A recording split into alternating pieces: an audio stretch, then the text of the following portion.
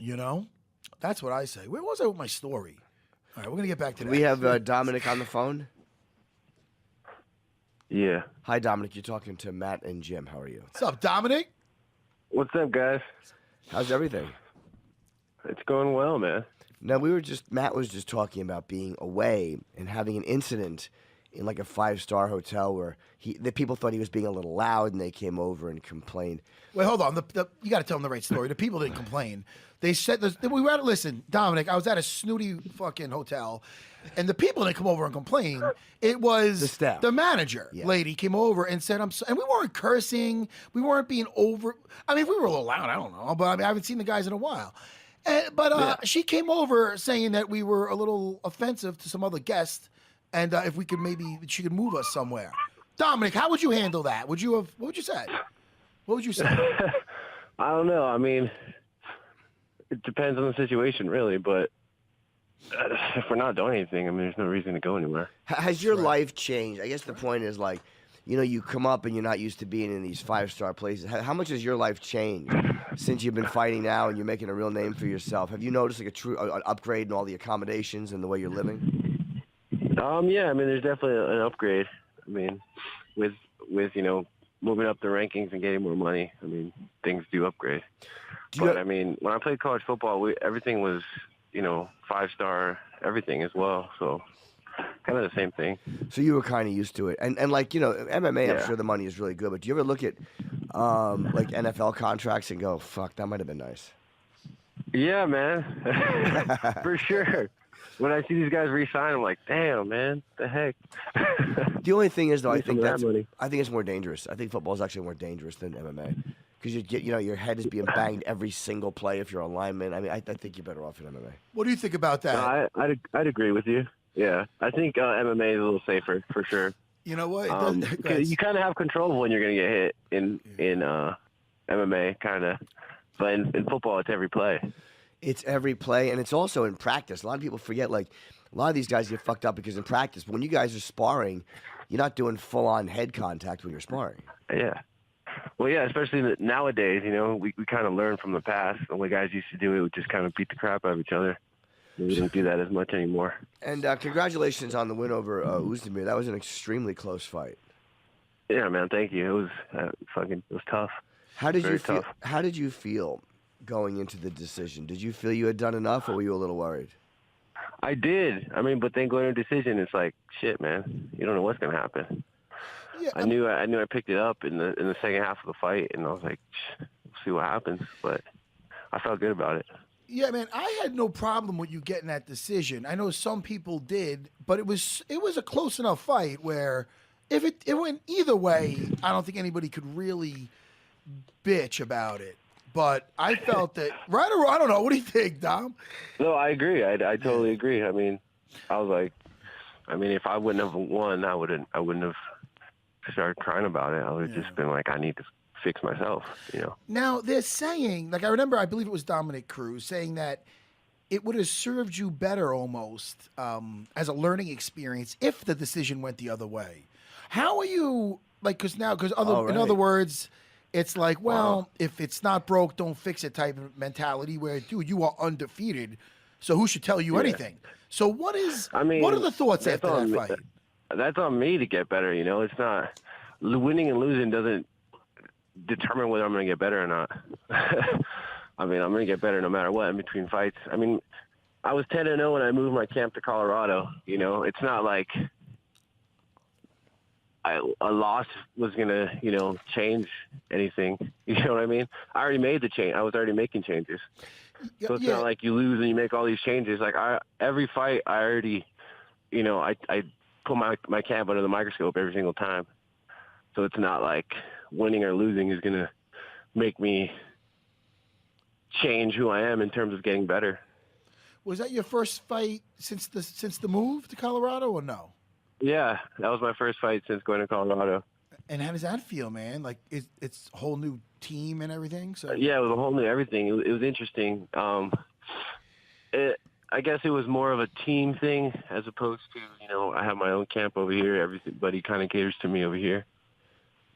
Just something for me to think about going forward. And were you surprised? I think was Uzdemir. Did he push the pace a little more than you expected, or was he a little more aggressive than you thought he would be? He was more tentative than I expected. Oh, okay. And he was more agile. He trimmed down for this fight. He was leaner. Did He was moving a lot better. Did you take off right after the fight, or did you spend time in London after heading home? I stayed in London for about a week. Oh, that's great. What'd you do? Just went around the city, took tours, and went to pubs and got into some nightlife. It was a good time, man. You enjoyed it, right? Yeah. And then I went straight to Nashville from there. And then I just got back from Colorado last night. What'd you do in Nashville? Went to the fights, man. Oh, you just went to watch the fights? Enjoyed it. Yeah, because Curtis Blades is my teammate. Right. So it was on the way home, so stopped in Nashville to watch the fights. We love Curtis Blades over here. He's a friend of the show. I loved his. I'm serious. No, I loved his last fight, man, with Big Pretty. That was so fucking awesome. dominating, man.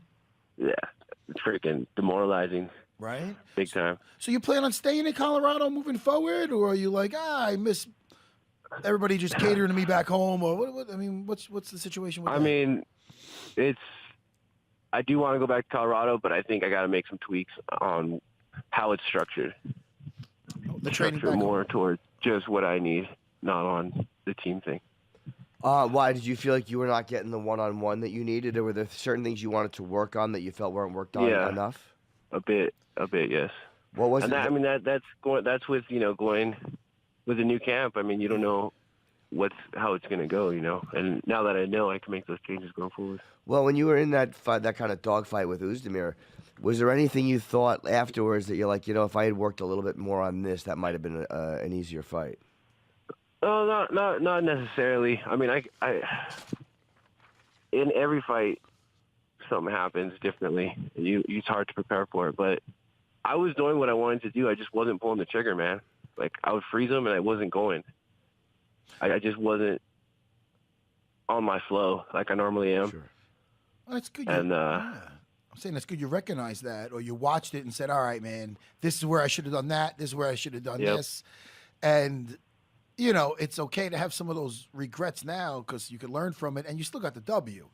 It's at least I like that. That's the best part about it. Yeah, that's fucking awesome. Well, that was the whole point about the question before, because right now you totally answered that with everything you're saying. As far as, man, I didn't really pull the trigger at times, and you see the moments where you could have capitalized, but yet at the same time, hey man, your record doesn't take a hit from it. So it's very it smart, worked out. man. I mean, everything worked out. We still get to grow. Yes. Like I guess Dom was saying, if you lose, you grow.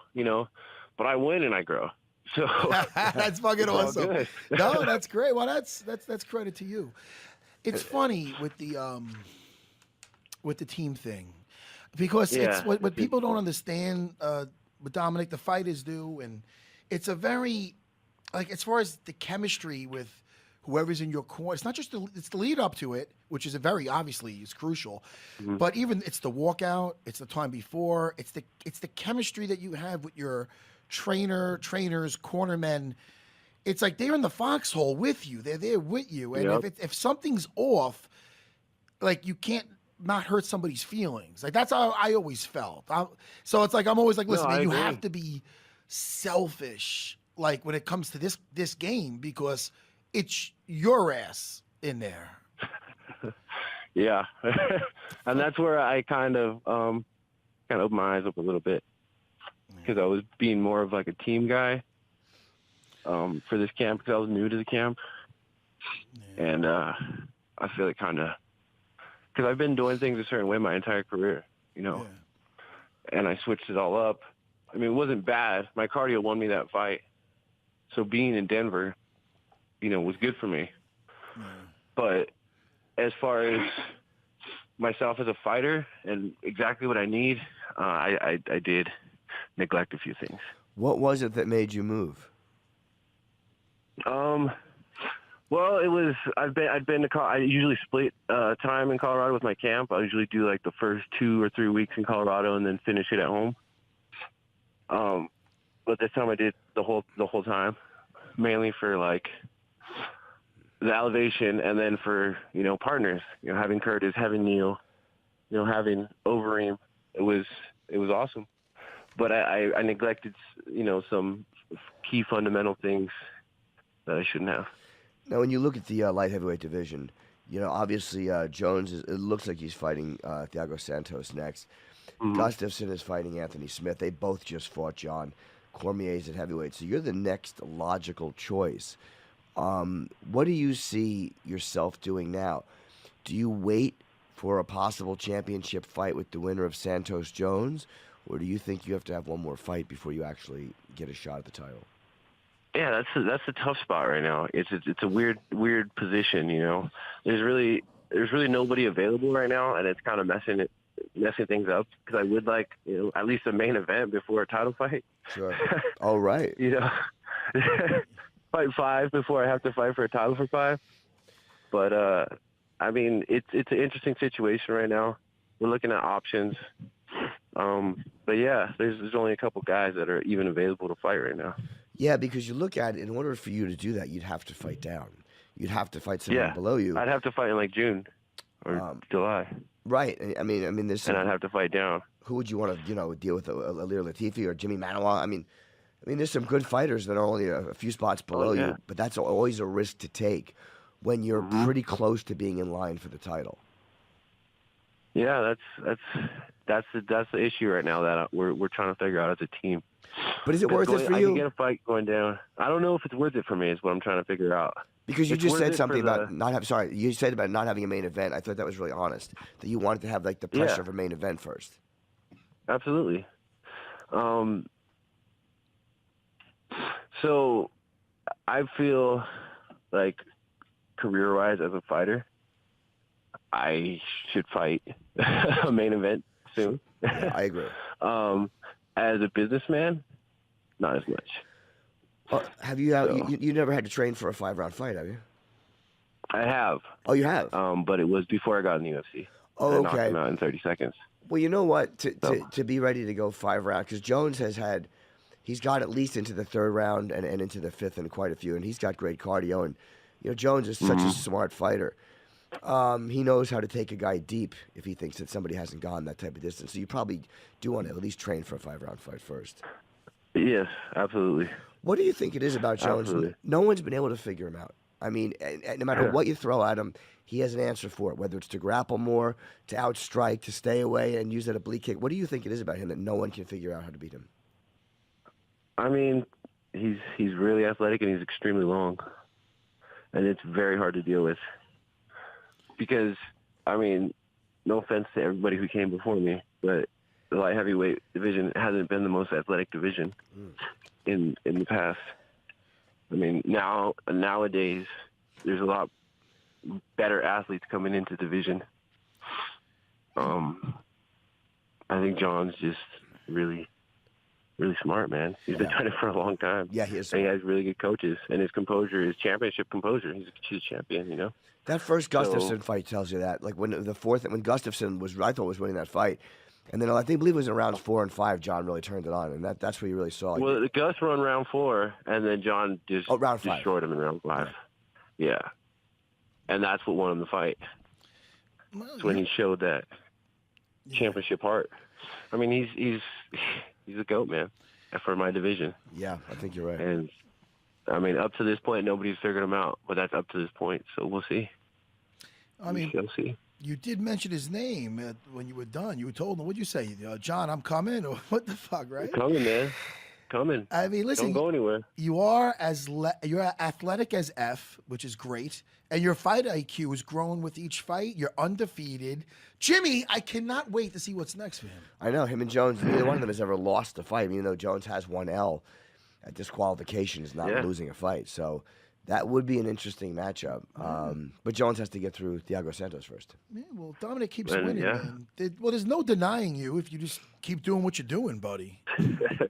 Yeah, for sure. I mean, that's a cool thing about MMA, man. It's my favorite thing about it is you control your own destiny.